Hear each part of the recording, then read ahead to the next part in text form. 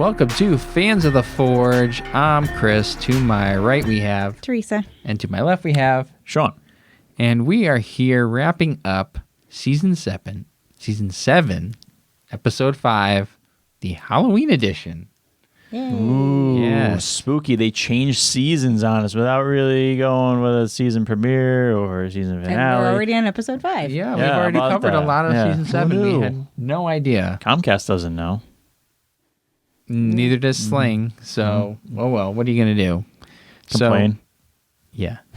Yeah, get it straight, everyone. Anyway, moving right into the episode. This is the Halloween edition. The set is all covered in Halloween decorations. And blood. And blood and Ooh. pumpkins and everything else. So, we have our contestants. Willis Fornash, who had 12 years of part-time experience, and he was given a Godzilla-type scream when they announced him. Okay. Then they had Alex Hillemeyer, who had 5 years part-time experience, and he was a Highlander. He had mentioned being a Highlander or doing something. For a Halloween costume, he was a Highlander. He was a Highlander. And then I was like, I forget what he was carrying, but it was like, it's not a giant sword. So I'm like, he wasn't the Highlander. Right. Right, but he didn't say he, He was didn't say he was the a Highlander. He just said he was said a Highlander. It's like, oh, Okay. okay. Cool, bro. Yeah, it was interesting. I'm a Highlander. Did he have a scream for his? He did, but I I don't couldn't remember what it was. identify the sound. I was trying to get you to agree on what it sounded like, and you're like, Yeah, it was bad. Anyway, Trevor Jenkinson, he had 3.5 years of part-time experience, and his scream was like a girlish, like, screech. Like that, yeah. It was like a small child. yeah, it was Right. strange. And then there was Jeff Glasgow with 8 years of part-time experience, and then he had another kind of indistinguishable scream. Like, yeah.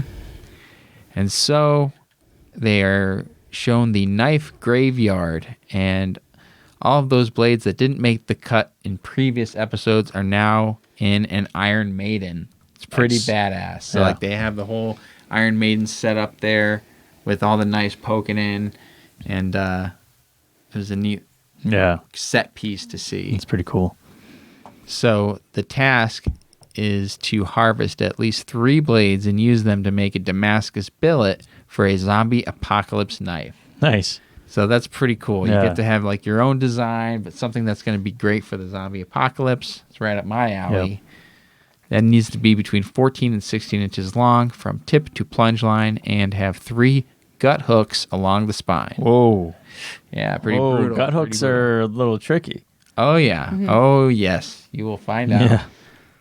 Yeah. So I had a question. If there's a grain structure problem in the knife the first time, it's still there? Or does that get fixed when they heat it up to be part of the new billet?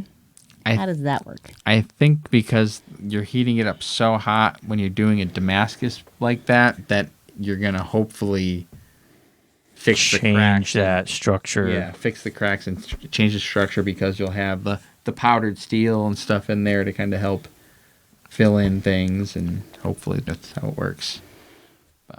If you're doing a sanmai, or if you're doing a stack, it's stacked up, then you're squishing it down, so you're changing that grain too as you flatten it down, Right. and that should change too just during forging process, and that gets then also affected by a subsequent quench. Right. So we move on to our contestants competing here. We had Jeff spark tested his knives and then decided to go with a San Mai design. Trevor went for a canister Damascus with high carbon steel powder, and he lit his whiteout on fire because it will dry faster. Okay. Dave disagrees that that's not going to do anything, and he was right. And Trevor ended up not even starting to draw the billet out until he had 1 hour left in the round. Because it took him that long to get the can off. Yeah, yeah, it took a long time to get it all out. Okay. Willis cut off any visible delaminations, and then he needed to go get another knife from the maiden. Because he had taken off too much. Yeah, right. He had cut it a little too short. And then even with his 4th blade, Willis is coming up short. Man. He has to MIG weld another piece on and proceed to attempt to forge weld it together. Willis then wants to get the gut hooks in the fastest way possible, so he uses a Dremel tool. Alex seems to be moving right along, and he puts the gut hooks near the tip for structure purposes.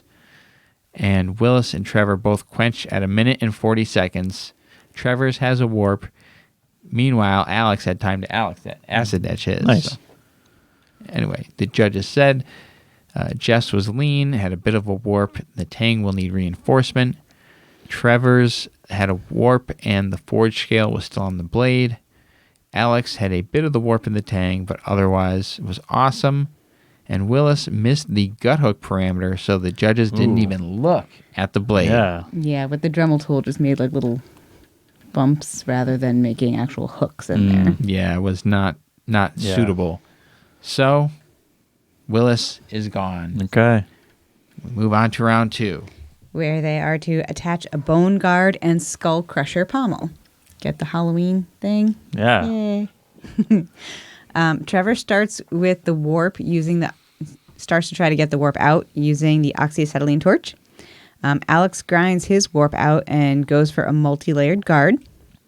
Jeff also uses the oxyacetylene torch to get the warp out of his blade, then snaps the tang off entirely. He then heads to the welder and creates a mild steel brace. Trevor, for a second, forgets about his pommel, runs low on time, and has a super blocky handle in the end. Jeff appears to forget about the bone.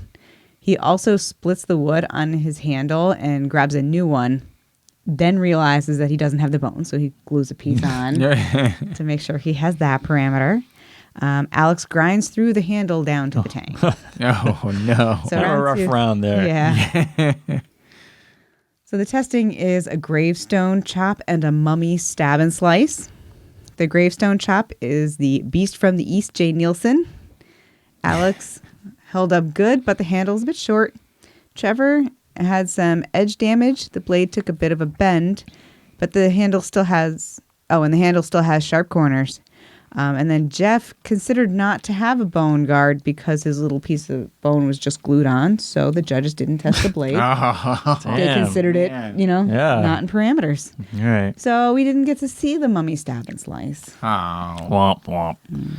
All right. Round 3. Wait a second. Round 3. For a word from our sponsors. Oh. We'll wait. This video is sponsored by Forged, a Jason Knight Maker series. What's that all about?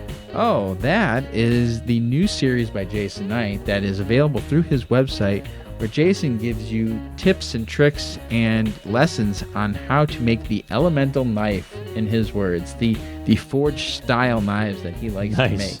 Forged to sharp, as he would say. It's a great video series that he's put together.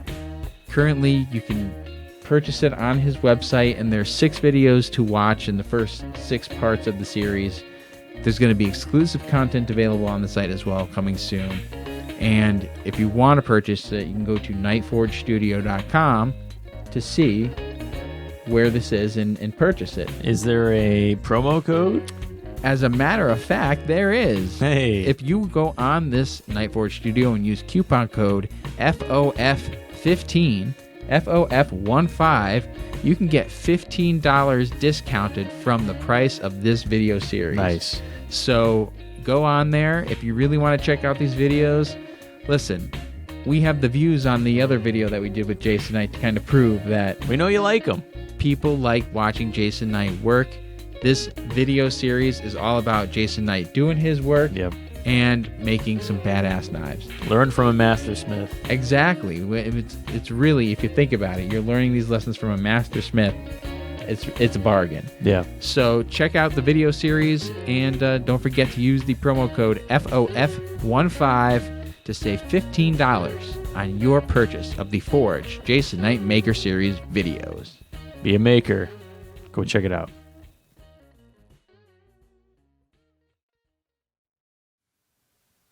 And we're back. All right, so round 3. Let's go with this round 3. All right. We have J. Neilson's War Scythe. Whoa, what? So it's created by J. Neilson. It's a variation on the traditional scythe. It has a fork opposite the blade, has a brutal piercing element, and a small blade at the bottom of the pole to finish off the enemy. Oh, dang. The length from tip to end of the fork must be between 20 and 22 inches, must be double-edged, and have an end knife with the outside edge sharpened. So, for Trevor, on day 1, he decorates his forge to look like a jack-o'-lantern. Uses a 5160 leaf spring steel. It isn't going the way he wants, so he uses that steel for the end knife, and will try again to forge the large blade on day 2. On day 2, a large storm rolls in and the power goes out, so he can't use his mill or grinder. He completed forging and heat treating on the scythe blade. And then on day 3, he heat treats the end blade and forks, then moves on to the handle. No day 4, so we move on to Alex. Hey, it's from Connecticut. Hey, Yeah. what do you know? On day 1, his hammer breaks while he's working on the scythe blade. Okay. On day 2, he finishes forging both the scythe and bottom blades, measures and needs to draw the scythe blade at least a 1/4 inch. He does so and then heat treats. And on day 4, he just does final assembly. So they're back in the shop for the keel test. It's a blacklit ballistics dummy. For Alex, Doug said the balance is light. It will kill. For Trevor, the tip penetrates deeply and is sharp. It will also kill. Moving on to the strength test, it's a coffin challenge where Jay beats the blade with a bone. Pretty straightforward. So, yeah. So for Alex, there was some slight rolling and head of the blade now moves. And for Trevor, it held up well. The edges are still good and the head is still tight. Then finally moving on to the sharpness test, it's a zombie surprise. Whoa! So yeah, you got to cut the rope, release the surprise. It's a zombie banner. For Alex, you cut the rope easily. It punctures and slices. It'll cut. It had snagged on the last cut, though. And for Trevor, it was a sharp blade. Cuts the rope easily. Puncture starts to cut all the way through. It will cut. And in the end, Trevor wins because Alex took some damage in the strength test. Okay. So congratulations to Trevor. Yes. And all our congratulations. Smiths for competing in this episode. Happy Halloween. Happy Halloween. And remember to follow the Smiths in this episode. The only 2 I could find were Alex Hillemeyers at A1EXANDER_H and Trevor Jenkinson at Freds_fire_and_forge. Remember to follow us in all the same places. Yeah. Instagram and all that good stuff. And subscribe to the YouTube channel. Thanks everybody for watching.